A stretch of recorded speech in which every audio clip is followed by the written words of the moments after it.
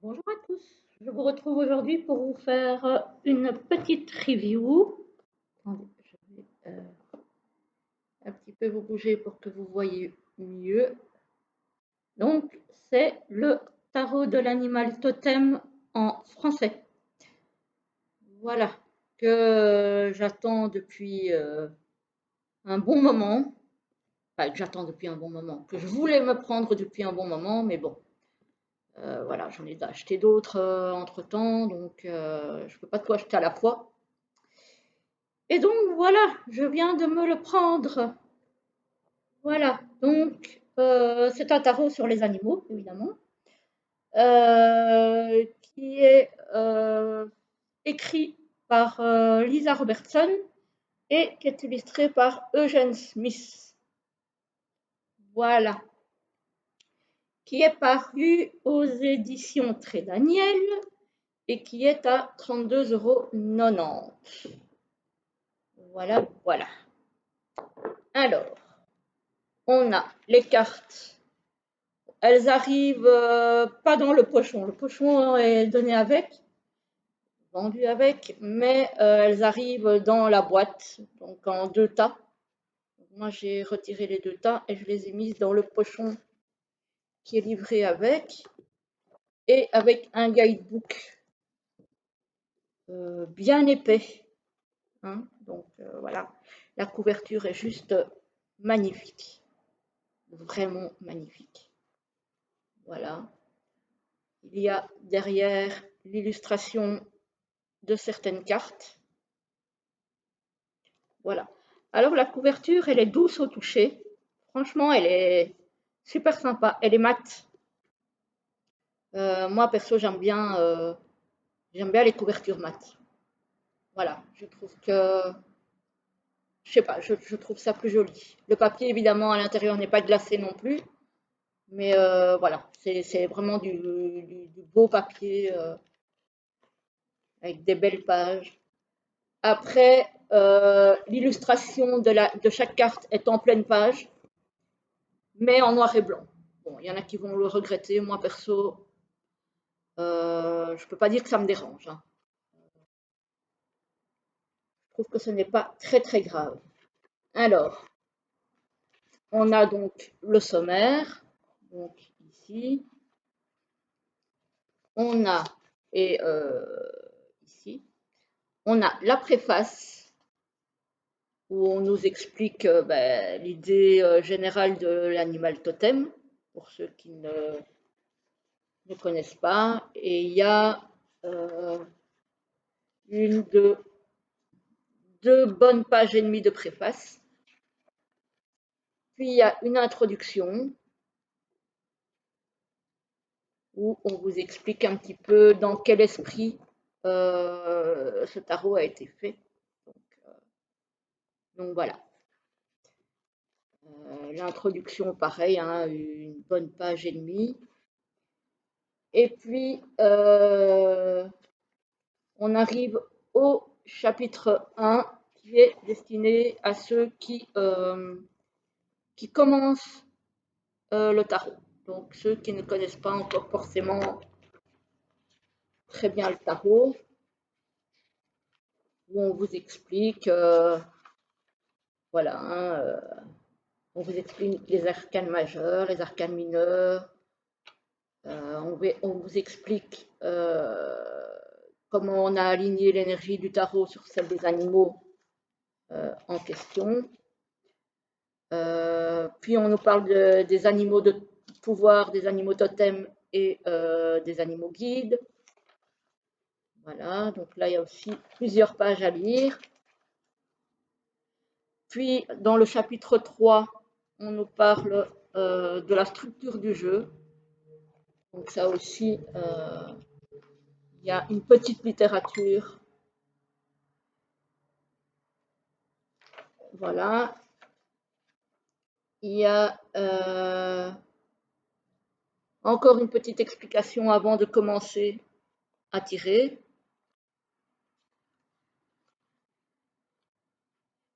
Voilà. Et puis, on commence avec l'explication de toutes les cartes. Voilà.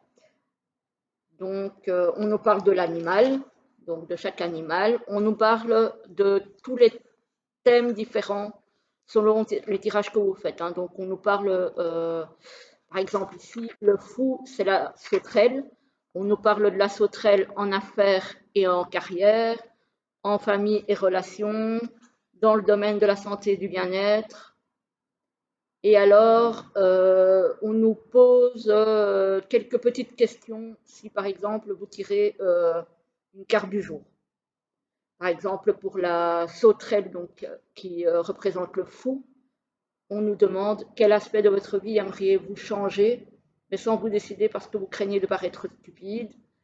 Que signifie pour vous suivre votre intuition? Et si vous pouviez faire, être ou avoir quelque chose en ce moment, de quoi s'agirait-il? Donc, il y a une partie travail de développement personnel aussi, que je trouve très intéressante. Et donc, c'est comme ça pour les 78 arcanes du jeu. Hein. Voilà. Après, à la fin du livre, vous avez un endroit pour prendre des notes.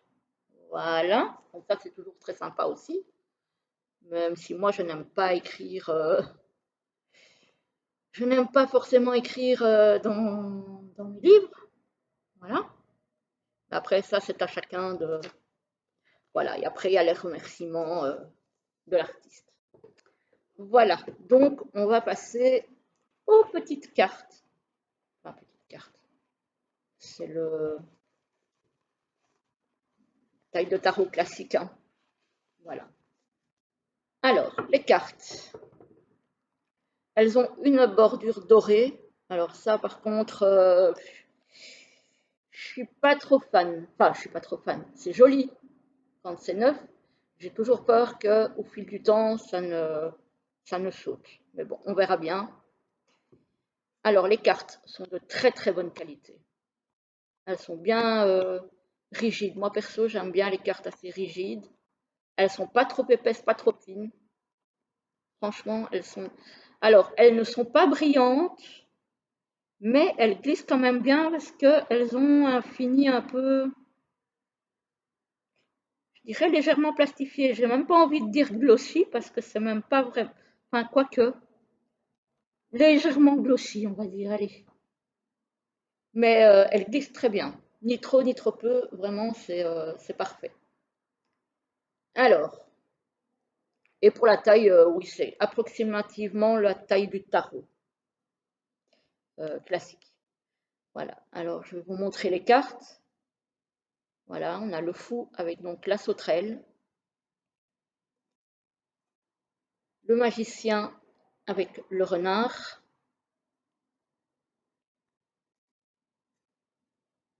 la grande prêtresse avec l'araignée. Désolée pour ceux et celles qui n'aiment pas trop ces petites bébêtes. Moi, ça ne me dérange pas plus que ça. L'impératrice, l'empereur, ah, je le trouve superbe. Il a vraiment la stature et l'allure de l'empereur. Je le trouve magnifique. Hiérophante avec l'ours polaire, avec la clé. Les amoureux, celle-là aussi elle est très belle. Le chariot, j'adore.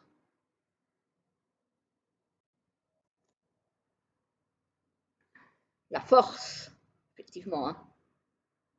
Pour tirer ça, il en faut. Hein. L'ermite. On a bien cette idée de lampe, de lanterne de l'ermite. La roue de fortune avec la coccinelle.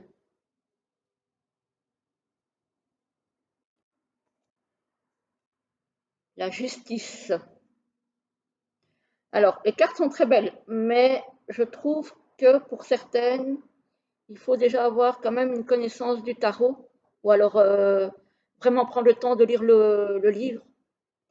Parce que par exemple, ici, la justice, si on ne connaît pas l'arcane, je vais dire, de base, on a peut-être un petit peu du mal à voir la justice.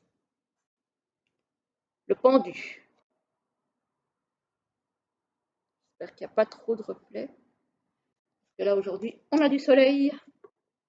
Après avoir eu pas mal de pluie, ben, ça fait du bien aussi. Hein. La mort, avec l'idée du charognard, c'est bien trouvé aussi ça.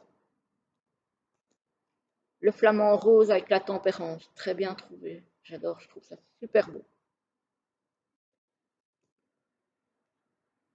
Le diable.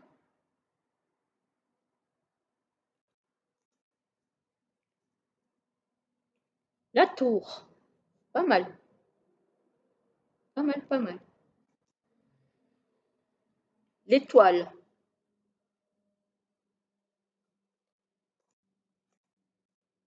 La lune. J'ai juste pris vite le temps rapidement de regarder toutes les cartes avant de le présenter. Le soleil. Bah ici aussi, hein, je trouve que le soleil, bah, c'est pas forcément évident. Si on n'a pas le titre en dessous, voilà, je trouve que c'est pas le jugement. On a bien donc effectivement ici la croix, euh, le corps. Donc oui, le monde.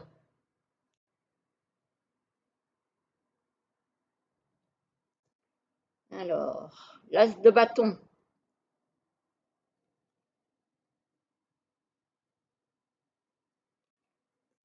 le 2,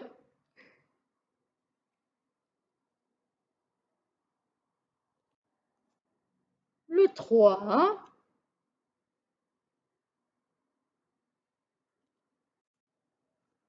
le 4. On a bien effectivement l'idée de construire quelque chose de solide et de pérenne. Alors, le 5. Le 5 ici, moi, je trouve que ça fait plus penser au 7 qu'au 5. Voilà, quand je vous disais qu'il y a certaines cartes où il faut vraiment bien connaître le tarot de base, moi, quand j'ai vu cette carte-là, pour ceux qui connaissent, ça me fait tout de suite plus penser au 7 qu'au 5. Alors, le 6 de bâton. Voilà, justement, le 7. Voilà, voilà. Quand on voit le 5 ici et le 7 ici, je trouve que les cartes se ressemblent quand même très fort. Alors qu'à la base, il y a quand même une différence entre les deux, quoi. On sait facilement identifier euh, les deux cartes. Ici, par contre, le 8 de bâton, on a clairement une idée de rapidité, donc c'est bien un 8. Donc là, il n'y a pas trop d'erreurs possibles. Le 9 de bâton. Voilà. Le 10.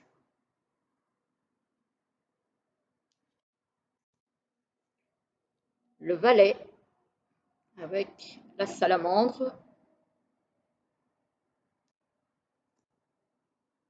Le cavalier de bâton avec l'éléphant.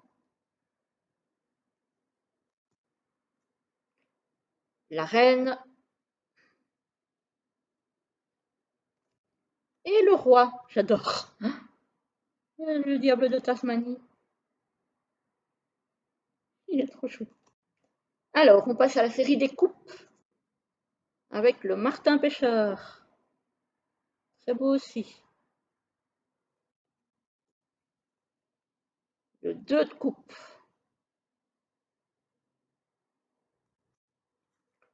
Le 3.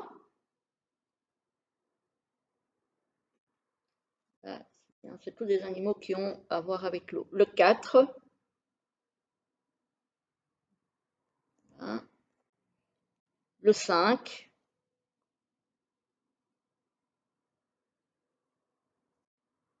Le 6 de coupe.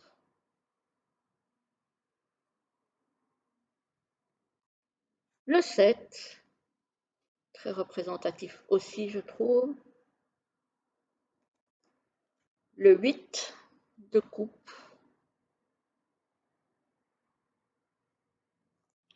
Le 9.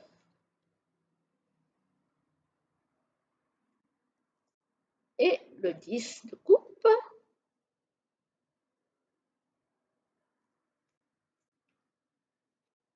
Le valet de coupe. Quoi ça? Bah, il y a même... Ah si, si, si. Je n'avais pas vu, mais il y a effectivement un veau marin dans l'eau. Je n'avais pas vu. Le cavalier de coupe.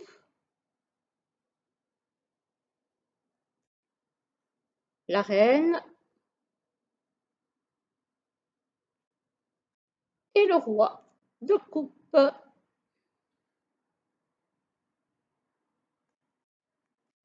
Alors, si on arrive dans la série des épées, avec l'as de panda, j'allais dire, avec l'as d'épée. Le 2, le 3,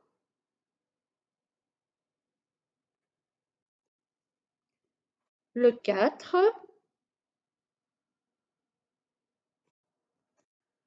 le 5 d'épée,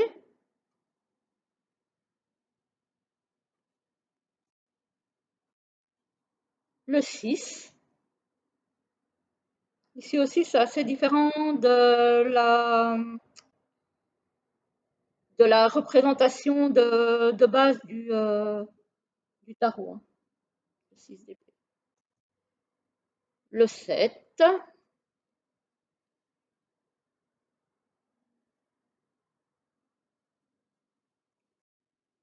Le 8.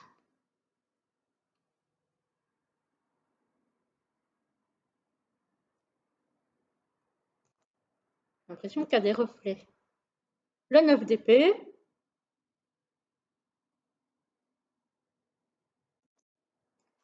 Le 10.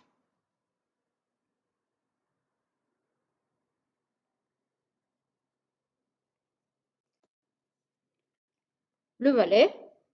Alors moi, celui-là, il me faisait plus penser au cavalier, parce que c'est quelqu'un qui court. Et effectivement, bah, le cavalier, c'est plutôt quelqu'un sur un cheval, et donc, c'est... Voilà. Celui-là aussi, il peut prêter à confusion s'il n'y a pas le titre en dessous. Le cavalier, bon, ici, c'est vrai qu'il y a le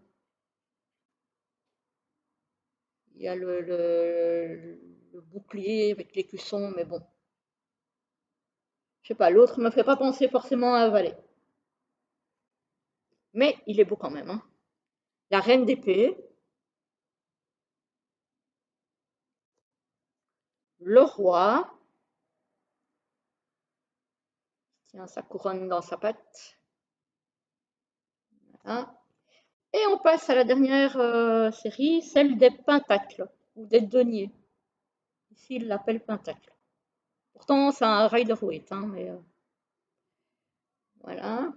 L'As, le 2,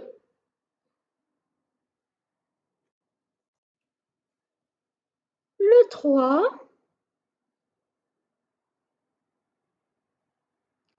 c'est aussi le 3 de denier, c'est pas tellement, je trouve, la représentation initiale de... Donc encore une fois, voilà, il y a quelques cartes où c'est pas forcément évident. Hein. Le 4, celui-là par contre, oui, on retrouve bien le 4 de denier. Le 5, celui-là aussi, je trouve qu'on le retrouve pas mal. Donc la notion de perte matérielle. Le 6 de pentacle.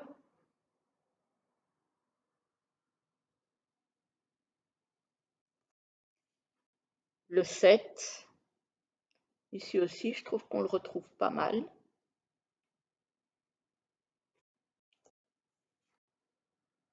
Le 8 de pentacle.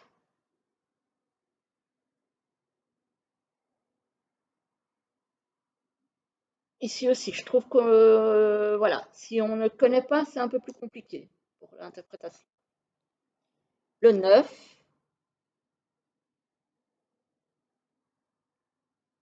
Là, par contre, oui, effectivement, je trouve que ça, c'est une bonne représentation. Le 10 aussi, c'est une belle représentation. Alors, le valet de pentacle avec le lama.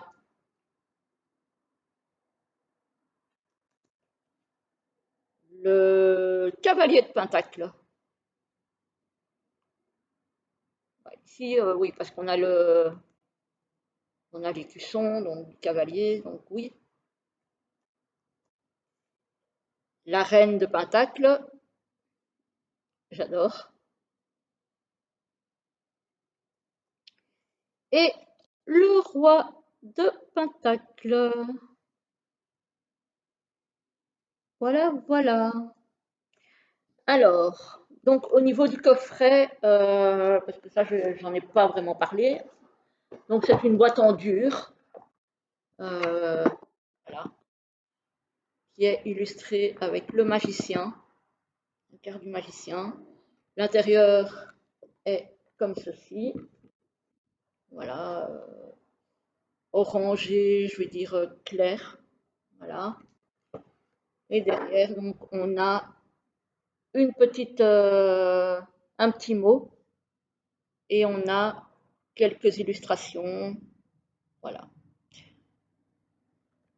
Alors, je vais peut-être vous lire ce qui a marqué au dos de la boîte, hein, ce qu'en général on fait au début, mais moi je suis tellement pressée d'ouvrir le jeu et de m'en servir que je le fais à la fin. Alors, laissez-vous guider grâce au message secret des animaux totems. Les animaux totems sont de puissants alliés et de précieux guides pour celles et ceux qui veulent entrer en contact avec leur énergie.